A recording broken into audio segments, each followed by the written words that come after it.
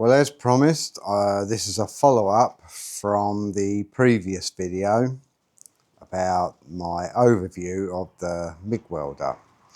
First job I did was change that silly plug for one of these. I have checked it, plugged it in, tested it, everything is working fine. So that's okay. The next thing I did was to purchase a 5 kilo drum of MIG welding wire, 0.8 millimeter, fed it through, and all you do is press the MIG torch and the cable will start coming out. Starts off slow, but you keep your finger depressed, it then starts to go quick. The little gauge here, or the pressure control, which pushes down onto the cable to push it into the groove, the feed-in roller. I think what's happening is a lot of people are actually setting that too tight. It's got a numbered system on it, 5, 4, 3, and then I'm above that, just under number 2. That's all it needs, and it's working absolutely fine. So a lot of the problems people might be having is that they're actually setting that too tight. But it's working absolutely perfect. As you can see, I'm going to try and get a close-up of it. Going to zoom in correctly and get you clear. But there's a little gauge on this holder, and mine's on number 2. You can't see number 2, but it's above 3 and it's on number 2. You will also notice I have the gas bottle, regulator, flow meter. Now I'm just going to give you some advice here.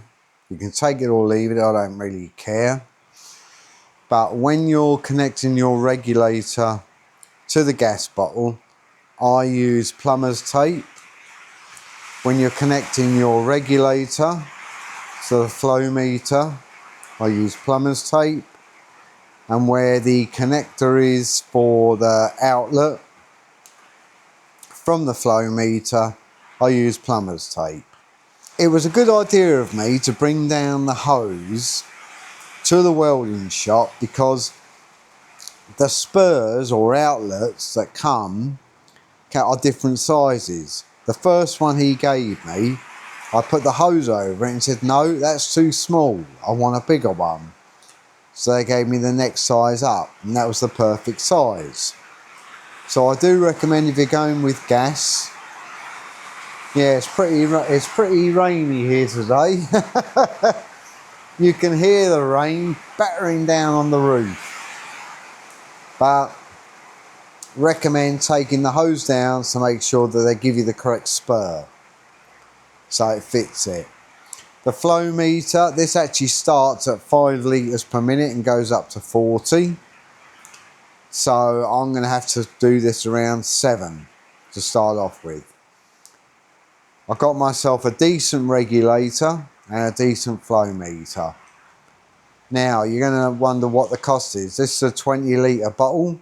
I had to pay for the bottle plus the gas, regulator, flow meter. It came to €350. I looked at the price of a 10 litre one, and to be honest with you, it wasn't worth it. That 20 litre one there will probably last me for the rest of my life, for the amount of welding I'm going to be doing.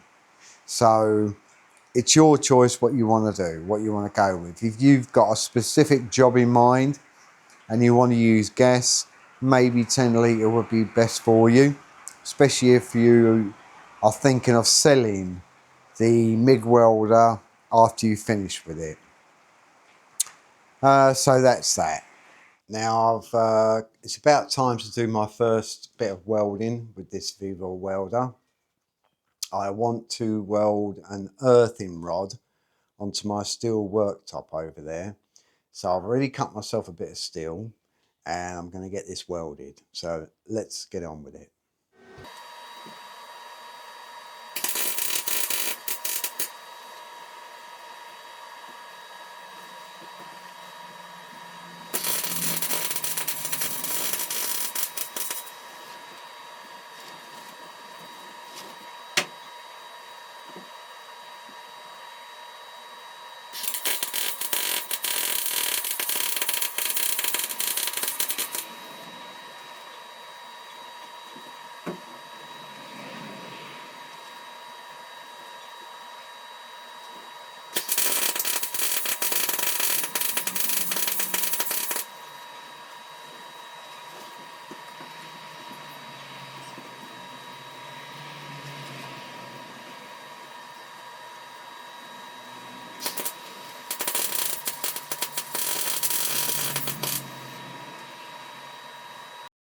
Okay, so I've welded the earthing clamp to my steel top there.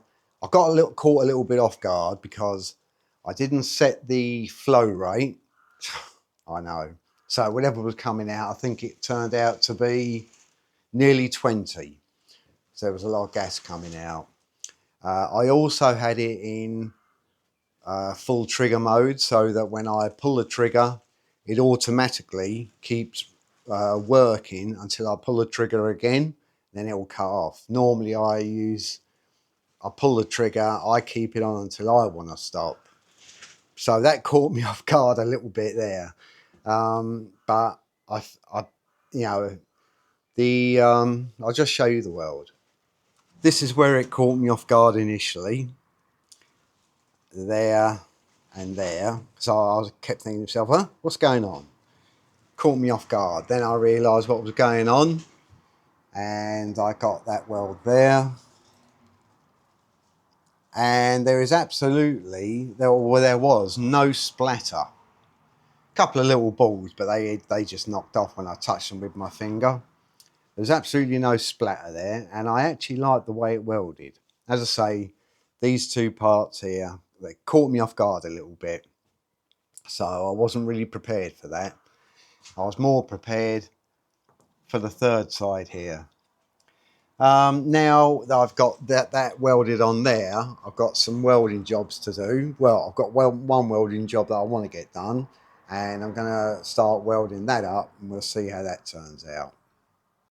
So I've just done part of my first welding job for my door system, and I've just welded this 10mm bar to the flat steel.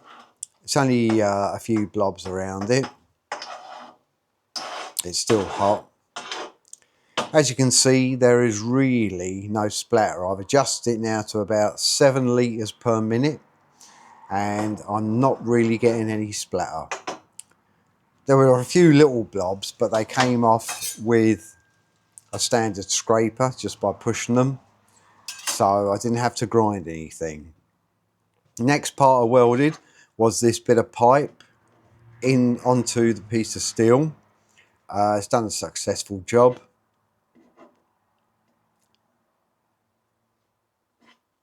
I changed it this time to the 2T so that I can press on and off, and it's not in automatic mode. Now, all in all, I've got to be honest with you, there's absolutely nothing wrong with it.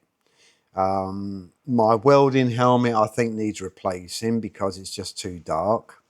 It's an old one. I've had it many years, so I'd say it's just had it now. So I'll probably be treating myself to a new helmet. Now, in this demonstration, I have not started the welder up, tested it out, found the optimum settings, etc, and then showed you it welding. I've literally done my first weld with it. I got caught out on the first weld. Second weld has come out as I wanted, and everything has worked as it should. In all honesty, I don't know the longevity of these machines, but I'm hoping obviously I'll have it a long time for the rest of my life, hopefully. I'll just look after it, and it's not going to get a lot of use. But I'm using the 0.8mm steel. I turned down the wire feeding speed. The first weld I did was on 90 amp. This second weld here that I've just done is on 80 amp. I just wanted to see what it's like a little bit lower.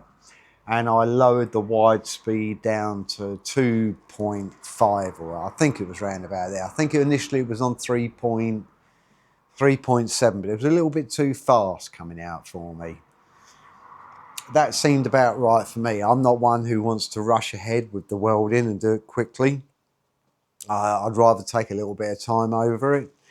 But that seems to be fine. I will get myself used to the welder, and I'll be back into full welding mode very soon. Yes, if you want my recommendation for it, and hopefully if you're still watching this, you're looking for a recommendation, yes, go ahead and get yourself one.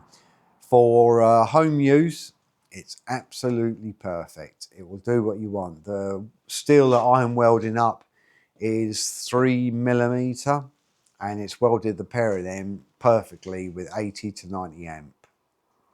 So all I can say is thumbs up to VEVOR. Nice welding machine, does what it says, easy to use, but you just got to get yourself used to the controls and how you would like to weld. So all in all, yeah, great. Go ahead, get yourself one. It's worth the money, let me tell you that.